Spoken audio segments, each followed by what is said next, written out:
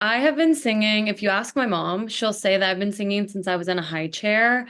But I remember coming home from the second grade and just wanting to sing the national anthem. And I don't know what it was about it, but I just came home and I told my mom, I'm going to learn the national anthem. And so I did in the second grade. And like the next week, I was singing it at my eldest brother's basketball games. And so I feel like my whole singing career kind of started there. There honestly is no words to describe how disheartening and gut-wrenching it is to not get any chair turns.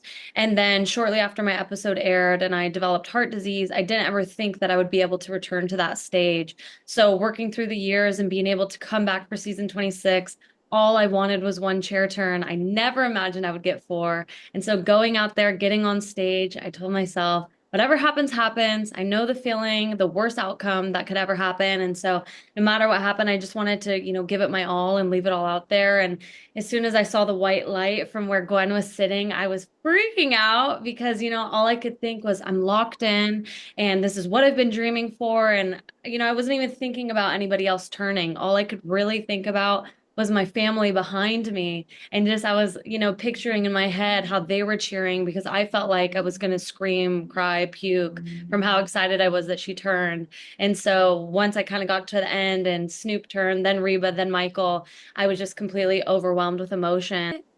I feel like just the change from season 21 to now, the biggest thing for me is that I felt a lot more confidence because I knew what it felt like to not get what I wanted. And so I wasn't scared of working hard and just kind of, being myself. And so having that experience and going into another time, I kind of just put that all behind me and knew that I just needed to show up for myself and I wasn't thinking about other people in the moment. It was just that I was living my dream for myself.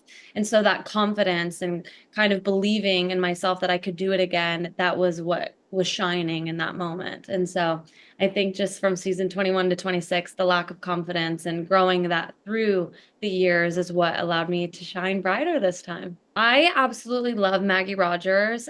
She's always been a really big inspiration in my life, and the vocals I think are kind of similar. We have a similar tone and we have a similar range. And so her song Light On, she had written back when she just went viral and she felt like she couldn't keep up with what everybody wanted of her. In this position that I was in for season 26, I felt like that was the perfect song to go into because it reminded me that as long as I keep the light on, anything is possible. I was born and raised in Mount Shasta, and then my eldest brother broke his neck playing football in 2008.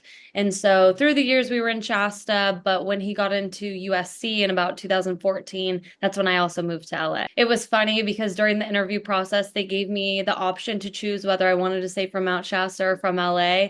And of course, I chose Mount Shasta because I'm so proud to be from such a small town. What's really special to me is coming from such a small town where we don't have these connections and we don't have these networking opportunities. It just showed that as long as you work hard, anything is possible. And I just feel so thankful to have such a loyal and supportive community behind me throughout this process because what really makes it special is all the people who have been there from the beginning. So I just want to extend my biggest thanks a million times. Thank you so much for supporting me and keep watching the show.